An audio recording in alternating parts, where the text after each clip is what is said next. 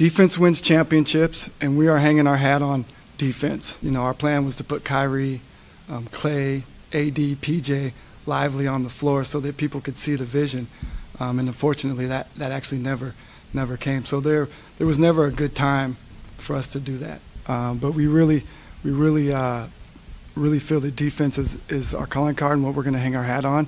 And when we had an opportunity to get one of the best two-way players in the league, we jumped at that opportunity. When Luka comes back to town, the Lakers game's happening, and you're standing there, and there's thousands of people chanting for you to be fired. That's an experience that none of us, no one's chanting for for us to lose our jobs. Why shouldn't you be fired? Well, one, I think I've done a really good job here, and I don't think I can be judged by the injuries this year. You have to judge from totality, from beginning to end. And so I think I have a really good working relationship with Patrick. I think you add in Rick. The leadership that we have is really elite. And you'll see next year when our team comes back, we're going to be competing for a championship. Nico, you say repeatedly over to your left, you say repeatedly that defense wins championships. Are you saying it was impossible to build a roster that included Luka Doncic that was strong enough defensively to win a championship? No, I think it's really doubling down on defense. And like I said, when we had the opportunity to get Anthony Davis, who is one of the best two-way players in the league, we jumped at that opportunity. When you were kicking the idea of this trade around, and you had various scenarios planned in your head, did the anger and outrage from the fan base, has that exceeded what you were kind of planning for? Yeah, good question. I did know that Luka was important to the fan base. I didn't quite know it to what level, but really the way we looked at it is, if you're putting a team on the floor that's Kyrie, Clay, PJ, Anthony Davis, and Lively, we feel that's a championship caliber team, and we would have been winning at a high level, and that would have quieted some of the outrage.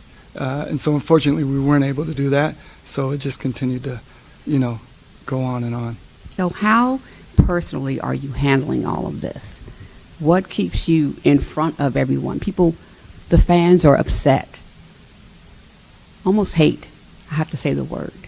How do you deal with that? How are you dealing with that? One, and then two, do you understand how they feel? I think they want to know that you feel their pain about losing Luka. What can you say to them? Well, when you have 20,000 people in this stadium chanting "Fire Nico," you really feel it. I mean, I use the word awesome, but not in a positive way. Like, you can really feel how they feel. So yes, I feel them. How am I doing? I'm good. I said this last week, God's got me covered. I have an amazing family and an amazing support group to get through it. But no, I absolutely feel it.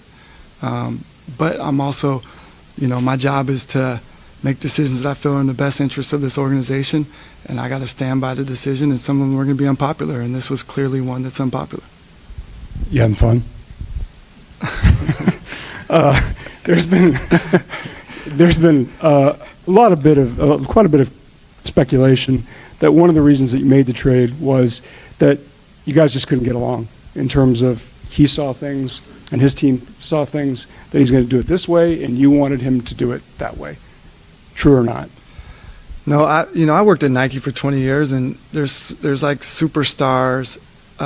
They have teams around them, and you have to cater to them, and that's part of the job, and they've earned it. So I don't worry about getting along with people. I can work with anybody. Then the other observation is not necessarily that you made a big trade, but what you got in return. What did you feel like prevented you, and maybe that's the wrong word, from getting more in return when we've seen other NBA trades? The one that stands to mind is Rudy Gobert, what Minnesota gave up to acquire him, that you couldn't necessarily get more from Los Angeles than three assets. Yeah, I think the biggest thing is, and I said this last week, if you don't value AD as an all NBA player and an all defensive player, then you're not gonna like the trade. We targeted AD, but if you don't like him, then there's nothing else we get that's going to make you excited about the trade. And we value him.